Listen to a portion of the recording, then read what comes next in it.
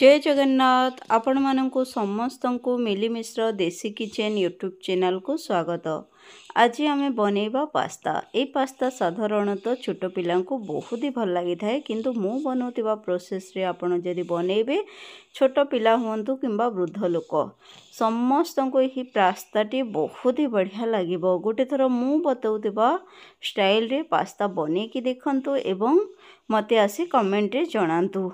तो प्रथमे कड़ाई रे मु ढाली देली पानी फुटी गला परे आमे कौन करिबा 400 ग्राम रो देखंतु मु नै जाईची पास्ता।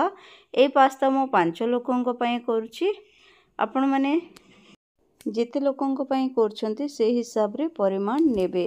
तो एबे देखंतु पास्ता रे मु पके देली स्वाद अनुसार लूण, टिके तेल दे दोची। तेल देले कोन होबो ना पास्ता लागिबो नाही। एबे ताकू टिके आमे घांटी दबा। देखंतु मु केमती भाबरे घांटी दउची। देखंतु पास्ता को मु पूरा भलो भाबरे घांटी देली। एबे कोन करबा याकू आमे सिझिबा पई छाडी दबा। तो देखंतु मु याकू एबे सिझिबा पई छाडी देली। देखंतु एबे कोन करबा आमे याकू छाणी दबा। देखंतु एबे मु बसेली कड़ाई रे टिके तेल देली। देखंतु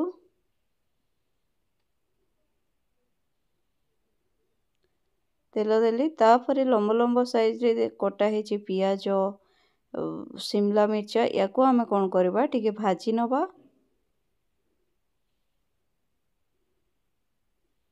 देखंतु मु भाजी नउची।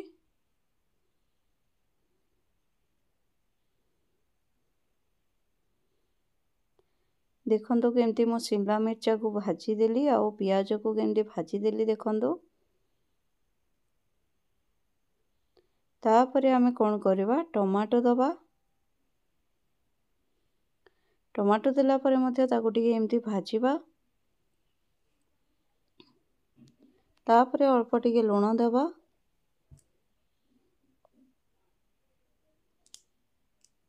तापरे अल्प टिके हळदी गुंड दबा।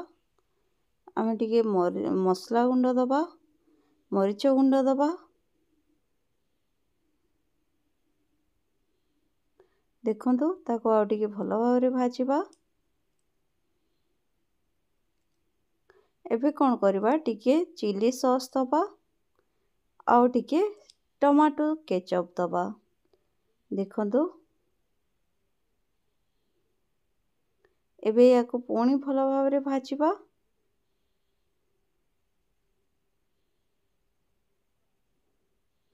एबे आमे पास्ता को पकई दबा। पास्ता को मध्य एमती पकेला परे भलो भाबरे भाजी नबा। देखंतु मु केमती भलो भाबरे भाजी नउची। देखंतु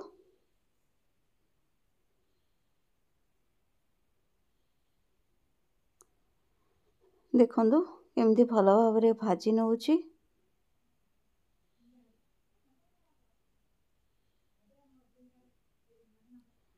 ताको एमती हमको भलो भाबरे भाजी नबार अछि। एबे आमे गरमा गरम सर्व करबा हमरो पास्ता। पास्ता को ए बलिया प्रोसेस रे बनांतु, छोट हुंतु किंबा बड़ समस्तंको पास्ता पसंद आसीबो। आउ आपण जदि चाहिबे या ऊपर मध्ये सॉस टिके देके खाइ परिबे। वीडियो जदि आपण मानको भल लागि थाए ताहेले लाइक शेयर और सब्सक्राइब निश्चित भाबरे कर देबे। आउ जदि पॉसिबल हबो अन्य मानको सहित टिके शेयर भी कर देबे। रहिली नमस्कार, जय जगन्नाथ।